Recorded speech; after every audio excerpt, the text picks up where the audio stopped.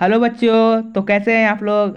आज मैं आपके लिए लेकर आया हूँ संत Xavier college Ranchi entrance exam 2022 intermediate section के लिए फिजिक्स का मॉडल क्वेश्चन पेपर।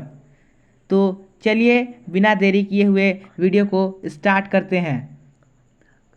और अगर आपको ये वीडियो अच्छा लगे तो इस वीडियो को एक लाइक ज़रूर दीजिएगा और अपने दोस्तों के साथ शेयर कीजिएगा ताकि वो भी इंट्रेंस एग्ज़ाम में अच्छा स्कोर कर पाएँ। तो चलिए स्टार्ट करते हैं।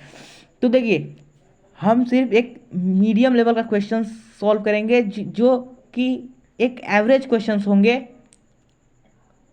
ये गारंटी नहीं है कि ये क्वेश्चंस आएंगे, लेकिन एक हम लोग को फॉर्मेट पता चल जाएगा कि इस तरह के क्वेश्चंस आते हैं, क्वेश्चंस का लेवल कैसा रहता है। तो चलिए शुरुआत करते हैं बिना देरी किए हुए।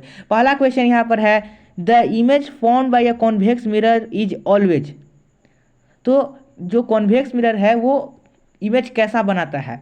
देखिए, मैंने आपके लिए यहाँ पर इमेज भी क्या मिरर बना दिया है, कॉनकेव मिरर और कॉन्वेक्स मिरर। लेकिन हमें यहाँ पर कॉन्वेक्स मिरर का इमेज कैसा बनता है हमें ये पूछा गया है। तो कॉन्वेक्स मिरर का इमेज हम जानते हैं कि वर्चुअल और डिमिनिश्ड बनता है। तो ये इसका आंसर सी हो जाएगा। अब चलते हैं सेकेंड क्वेश्चन पर। सेकेंड क्वेश्चन क्या बोल रहा है, a thin lens has a focal length of -50 centimetre, what is the power of the lens and its nature. तो देखिए, इसमें फोकल लेंथ दिया हुआ है -50 सेंटीमीटर और हमसे पावर ऑफ लेंस पूछा हुआ है और उसका नेचर कि कौन सा लेंस होगा, कॉनकेव लेंस होगा कि कॉन्वेक्स लेंस होगा और उसका पावर कितना होगा। तो हम जानते हैं P = 1/f, वो भी मीटर्स में। तो यहाँ सेंटीमीटर में है 50 सेंटीमीटर, तो हम उसको मीटर में कन्वर्ट कर देंगे तो 100/50 हो जाएगा और ये 50 से 2 टाइम्स में कट जाएगा। यहाँ देखिए -50 है, इसका मतलब पावर भी माइनस में ही आएगा। और माइनस में किस में आता है, माइनस में आता है कॉनकेव में। कॉनकेव का जो पावर रहता है वो माइनस में आता है।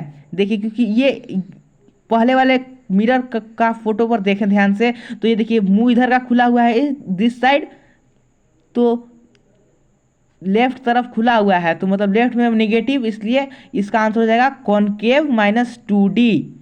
चलिए थर्ड क्वेश्चन पर आते हैं, inside water and air bubble behaves always like. देखिए, वाटर के अंदर एयर बबल में जब लाइट पास होगा तो कैसा बिहेव करेगा। तो मान लीजिए कि एयर जो है वो डेंसर मीडियम है और वाटर जो है वो रेयरर मीडियम है, क्योंकि लाइट कहाँ से आएगा, एयर से ही आएगा।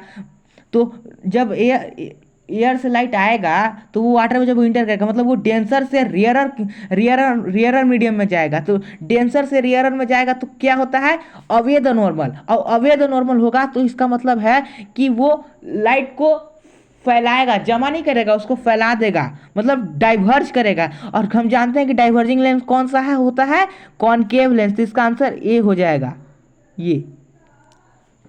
चलिए 4 क्वेश्चंस करते हैं। 4 क्वेश्चन में क्या है, a man can not see object distinctly at distance greater than 3 metres, he is suffering from. एक मैन है जो 3 मीटर से ज़्यादा दूरी को नहीं देख सकता है, तो वो क्या से सफ़र कर रहा है, वो मायोपिया से सफ़र कर रहा है। आप पढ़े ही हैं 10th में, इसका आंसर बी हो जाएगा। 5 का, the sensation of vision in the retina is carry to the brain by. इसमें हमसे पूछा गया है कि जो रेटिना पर इमेज बनता है उसे ब्रेन तक कौन ले जाता है। तो इसका आंसर होता है, इसका आंसर होगा ऑप्टिक नर्व। ऑप्टिक नर्व ही है वो जो हमें ले जाता है, हमारे इमेज को ले जाता है ब्रेन तक, सेंसेशन को। तो चलो आगे की ओर बढ़ते हैं। Next question, next question 6, the beam of red light, the beam of light, sorry, the beam of light, the beam of light, one red and the other blue, fall on the same spot on a white screen, the color on the appear screen will। मतलब एक beam of light है, light की beam है, उसमें एक red है और एक ब्लू है जो कि वाइट स्क्रीन पर डाली जा रही है। तो इसका मतलब क्या हो गया कि मतलब रेड लाइट है, एक रेड लाइट है, तो हम करके देखते हैं रेड और प्लस में है हमारा कौन सा, ब्लू। ब्लू, और ये किस पर डाला जा रहा है, व्हाइट लाइट पर, आर प्लस बी डब्ल्यू, तो ये हो जाता है एम हो जाएगा, ये मेजेंटा हो जाएगा, मेजेंटा हो जाएगा, इसलिए इसका आंसर ए है। और ये हम लोग मैजेंटा इसको टिक करेंगे, ये इसका सही आंसर है। अब देखिए नेक्स्ट क्वेश्चन 7 में क्या है कि होम में जो कनेक्शंस होते हैं, वायरिंग के टाइम जो कनेक्शंस होते हैं घर में, वो किस में लगे रहते हैं, तो हमेशा वो पैरेलल में रहते हैं। 8 क्वेश्चन है, in convex mirror the size of the image depend upon, तो कॉनकेव मिरर में साइज ऑफ इमेज किस पर डिपेंड करता है, तो वो होता है पोजीशन। जितने पोजीशन पास ले जाएंगे उतना इमेज बड़ा बनेगा, मैग्नीफाइड बनेगा। अब देखिए दोस्तों, यहाँ पर 9th में एक न्यूमेरिकल है जिसमें दिया हुआ है 3 resistance, R1 R2 R3, R1 2 ओम है, R2 3 ओम है, R3 5 ओम है। हमें फाइंड करना है RP, रेसिस्टेंस इन पैरेलल। तो ये मैं आपको नहीं बता रहा हूँ, इसका आंसर आप कमेंट करेंगे मुझे, मैं कमेंट देखता हूँ, और जो इसका सही आंसर मुझे देगा उसको मैं हार्ट दूंगा, दिल दूंगा एक प्यारा सा। तो चलिए इसका आंसर जल्दी से कमेंट कीजिए। चलिए नेक्स्ट क्वेश्चन पर चलते हैं, the ratio of voltage and electric current in a close circuit. देखिए हमने पढ़ा है कि V is directly proportional to I होता है, मतलब जो वोल्टेज है इलेक्ट्रिक करंट के डायरेक्टली प्रोपोर्शनल होता है, लेकिन वो ओपन सर्किट में, यहाँ पर क्लोज सर्किट का बात कर रहा है। इस क्लोज सर्किट पर ध्यान दीजिएगा दोस्तों, ये क्लोज सर्किट, इस पर ध्यान दीजिएगा। इसलिए ये सर्किट क्लोज है, इसलिए इसमें हो जाएगा रिमेन्स कांस्टेंट, इसका आंसर सी हो जाएगा। समझ गए आप लोग। चलिए अब नेक्स्ट क्वेश्चन पर आते हैं। चलिए नेक्स्ट क्वेश्चन क्या है, नेक्स्ट क्वेश्चन देखिए, in human I image form on. अब ये देखिए पूछा गया है कि ह्यूमन आई में इमेज कहाँ पर बनता है, तो आप सभी ने 10th क्लास में पढ़ा ही होगा कि ह्यूमन आई में इमेज रेटिना पर बनता है। लेकिन पूछ सकता है कि जो रेटिना पर इमेज बनता है उसका नेचर कैसा होता है, तो वो देखिए, वो इमेज का जो नेचर है वो रियल होता है और इन्वर्टेड होता है। वो ब्रेन हमें उस इन्वर्टेड इमेज को इरेक्ट करके फिर वापस दिखाता है, इसलिए हमें इमेज सीधा दिखता है। नहीं तो रेटिना पर इमेज उल्टा ही बनता है, लेकिन वो ब्रेन हमें सीधा करके तो वापस दिखाता है इमेज, इसलिए हमें सारी इमेजेस सीधा दिखते हैं। अब देखिए नेक्स्ट क्वेश्चन है, the SI unit of refractive index. तो इसमें ऑप्शंस दिया हुआ है, लेकिन आपने पढ़ा है कि इस रिफ्रैक्टिव इंडेक्स का कोई भी ऐसा यूनिट नहीं होता है, इसलिए इसका आंसर डी हो जाएगा। नेक्स्ट क्वेश्चन चलिए करते हैं। नेक्स्ट क्वेश्चन में क्या है, the essential difference between AC generator and DC generator is that. देखिए एसी जनरेटर और डीसी जनरेटर हमें डिफरेंस बताना है, तो यहाँ पर 4 ऑप्शन है, चलिए हम उसको पढ़ते हैं, उसके बाद इसका जवाब देंगे। तो AC generator has electromagnet while DC generator has permanent magnet. DC generator will generate high voltage, AC generator will generate high voltage. तो ये इसमें डी ऑप्शन जो है, AC generator has split rings while the DC generator has commutator, तो ये D जो है वो सही है, क्योंकि AC जनरेटर में स्प्लिट रिंग्स लगाए हुए रहते हैं और DC जनरेटर में कम्यूटेटर लगाया हुआ रहता है। चलिए अब नेक्स्ट क्वेश्चन करते हैं, the frequency of AC mains used in India. मतलब एसी वायर जो इंडिया में यूज होता है उसका मेंस कितना होता है, कितना सीपीएस होता है, तो वो होता है, आपने एनसीईआरटी में पढ़ा है कि 50 सीपीएस होता है। चलिए नेक्स्ट क्वेश्चन करते हैं।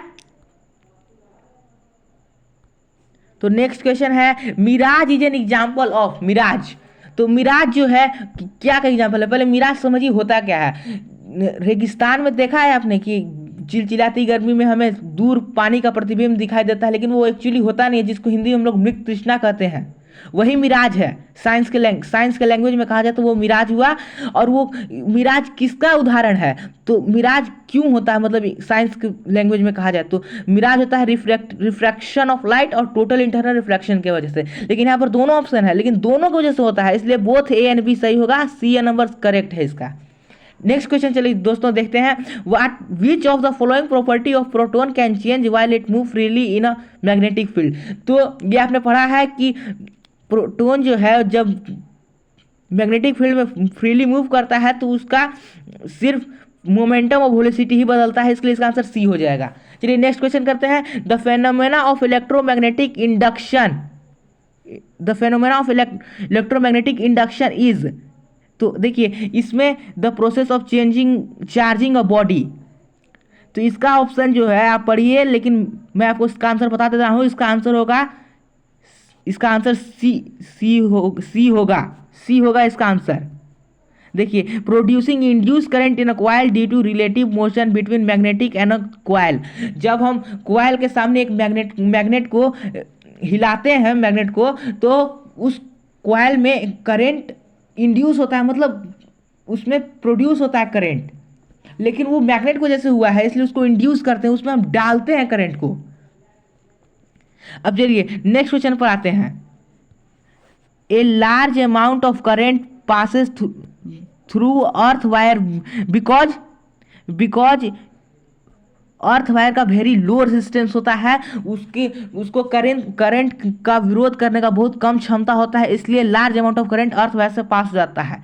चलिए इसका आंसर ए हो जाएगा। नेक्स्ट क्वेश्चन पर चलते हैं।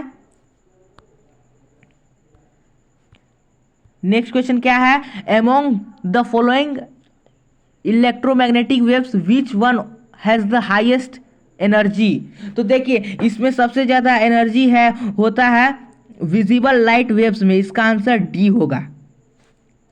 Jet plane engine work on, jet plane engine किस पर वर्क करता है? तो जेट प्लेन इंजन जो है वो लीनियर मोमेंटम पर वर्क करता है।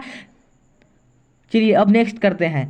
If a bar magnet accidentally break up into two parts as so in the figure, the polarity of ends A B C D will be, देखिए एक यहाँ पर मैग्नेट दिया हुआ है, ये देखिए यहाँ पर मैग्नेट का इमेज भी दिया हुआ है, मैग्नेट नॉर्थ पोल और साउथ पोल, ये देखिए ये मैग्नेट हुआ और इस एक्सीडेंटली ये मतलब किसी तरह से ही टूट गया, तो दो भागों में टूट गया। तो ये बोल रहा है कि अब पोलैरिटी आप बताइए, डिटरमाइन कीजिए ए बी सी डी, ये एक दो, एक पोल यहाँ, एक पोल यहाँ, एक पोल यहाँ पर, तो उसको पोलैरिटी को डिटरमाइन करना। तो क्या होगा? यहाँ पर ऑप्शन दिया हुआ ए बी नॉर्थ पोल हो गया, सी डी साउथ पोल होगा, बी में ए सी नॉर्थ पोल है, बी डी साउथ पोल होगा, सी में ए बी सी नॉर्थ पोल है, डी साउथ पोल होगा, और डी में है A north pole, D south pole and B and D polarity not determine.